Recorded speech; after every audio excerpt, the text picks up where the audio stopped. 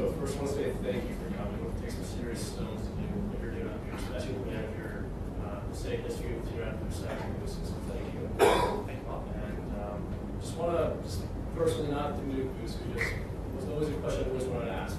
Now I have the opportunity to do it. Was your release from Rock TV some years ago? Is there some sort of vengeful, I wouldn't say hate, but some underlying meaning to what you're doing right now connected to that? Like, because I do with like constantly trying to keep up. Like you said, those types of stories. Sure.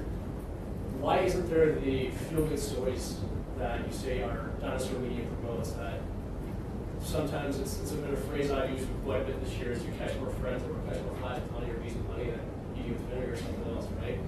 But why you seem like you stack the wall against you trying to create enemies rather than trying to create more so friendships or positive relationships? Why does that have to do with Rock TV, or like what's the whole meaning behind the whole negative media here?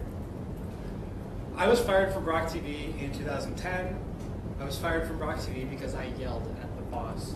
I yelled at the boss because he accused me of lying, and it was quite an issue. The issue was I wanted to bring a talk show to Brock University through Brock TV. He took a paid trip to Calgary and covered the Calgary Folk Festival and spent like $4,000 or $5,000 of student money. Again, while I was a student, I was fired without a mediation process, and was very upset about that. Why? Because I was here as a part-time student paying my own way. It put an end to my university career. So I sought accountability, and I encountered a few different things. Some of them are my own demons, and others are the shortcomings of a bureaucracy. Stonewalling is an issue that I think faces students who start with a complaint, but then 2 or 3 months go by and they have to give up. The reason I do what I do and how I'm so different now is becoming Bold New Brock TV, which I published a new constitution for student media, and I advocated for what Brock TV could be.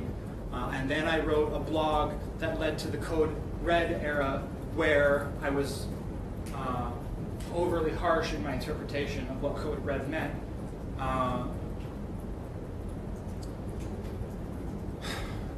Sorry, I mean, there's so much history there.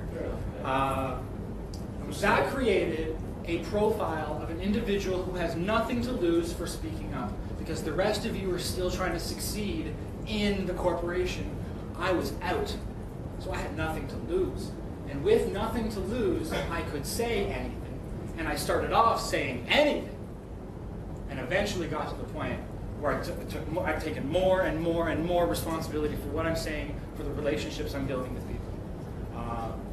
So the reason I exist, it's like a Phantom of the Opera, right? You know, playing my organ under the student center. Right? My face is all burned. Right?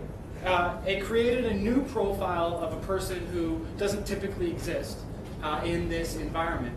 And it became my self-incentive to take by continuing to examine the issues. I've dropped issues that that didn't meet the requirements of rationality, right? I mean, I have a gut feeling, and then I pursue that gut feeling, and then it turns out, oh, I was barking up the wrong tree, and that's okay because this is an educational institution.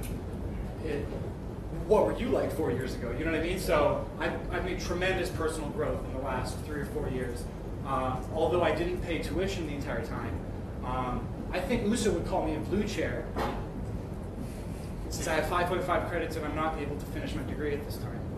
But, you know, I would love to finish my degree. That'd be really, really great.